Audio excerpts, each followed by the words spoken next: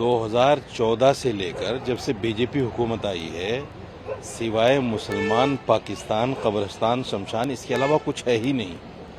देश में जीडीपी कहाँ है, देश में बेरोजगारी किस स्तर पर है, देश में महंगाई कहाँ पहुँच रही है, देश किस स्थिति में जा रहा है, इसकी किसी को नहीं पड़ी है। सिर्फ मुसलमानों को टारगेट करके अपना वोट हासिल करना है, इसके अलावा कुछ भी नहीं है। ये 2014 के बाद हुआ है।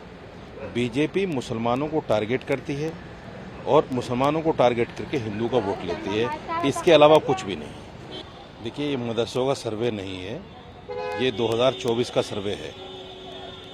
मदरसों को सर्वे करके कहीं ना कहीं मुसलमानों को भयभीत करने की कोशिश है और डराने की कोशिश है, इस वजह से कि जब तक मुसलमान डरेंगे नहीं, जब तक उनको उकसाया नहीं जाएगा, वो बीजेपी के खिलाफ बोलेंगे नहीं। और बीजेपी के खिलाफ जितना मुसलमान बोलेगा उतना उनको फायदा होगा 2024 में। तो ये सारा खेल 2024 का है। इसलिए मेरा मानना ये है कि आप एक काम करो, एक तरफा मुसलमानों के तमाम मदरसों को तोड़ दो, तमाम मस्जिदों को ढा दो, संविधान को ख़त्म कर दो, हिंदू राष्ट्र बना दो, उसको बात ख़त्म हो गई। देश को आज़ाद हुए 75 साल हो गए, आज तक कोई मदरसा कन्वेक्ट नहीं हो पाया, इसलिए कि इसमें जिहादी गतिविधि चल रही है। और मैं आज भी दावे के साथ कह सकता हूँ, आसाम को छोड़ दीजिए आप, पूरे हिंदुस्तान में बीजेपी का एक नेता ये साबित कर दे कि किसी भी मदरसे में जिहादी गतिविधियाँ जारी है, एक मदरसे में भी नहीं है। मदरसों को जिहाद का अड्डा बताकर, मुसलमानों को आतंकवादी बताकर, ये कहीं ना कहीं फिर वही कहता हूँ कि ध्रुवीकरण की राजनीति है, इसके अलावा कुछ भी नहीं है। इनके पास काम नहीं है, रोजगार नहीं है, लोगों को देने के लिए कुछ नहीं है, अच्छा ऐसा कोई काम नहीं जिसको ये बता सके। सारे इनके वादे खोखले, 15 लाख नहीं मिले, 2 करोड़ नौकरियां नहीं मिली, बुलेट ट्रेन नहीं आई, दुनिया भर के जो वादे इन्होंने किए थे वो सारे हवा ही हो गए।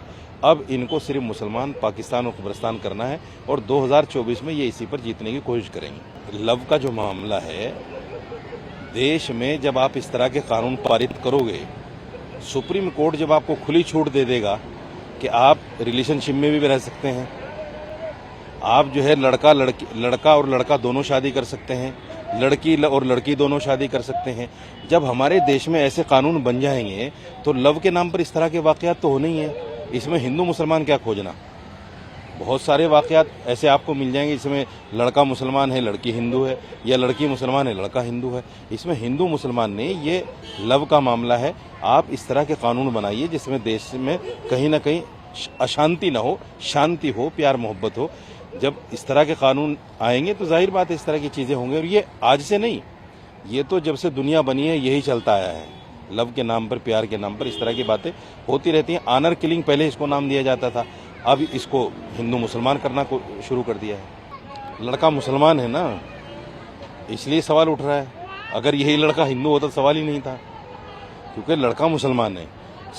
आप ये क्यों देख रहे हैं कि लड़का मुसलमान है? आप ये देखिए ना कि लड़के ने किस वजह से गोली मारी है। हिंदुस्तान के कानून में उसकी सजा है, वो पकड़ा गया होगा, जाहिर बात है उसको सजा मिलेगी। जो भी देश का कानून है उसको सजा देगा। अब इसको हिंदू मुसलमान बना देना, फिर मैं कहता हूं कि हिंदू मुसलमान बनाकर इस तरह की राजनीति इस देश में 2014 के बाद से चलन में आई है और ये जब तक बीजेपी रहेगी, जब तक चलती रहेगी, इसको आप खत्म नहीं कर सकते। लाइफ रो स्टोरी रो मेन प्लॉट घरु ही आरंभ हो। आत्मीयंक सह अभुला स्मृति गढ़िबाकू आकर्षणीय आउटडोर स्पेस ओ लश ग्रीन लैंडस्केप न देखला जाए मु तो विश्वास ही करि पर नथिली जे हम ओडिसा रे एते सुंदर घर अछि। थरे देखंतु आ तापरे कहिबे ग्रैंड आवाज।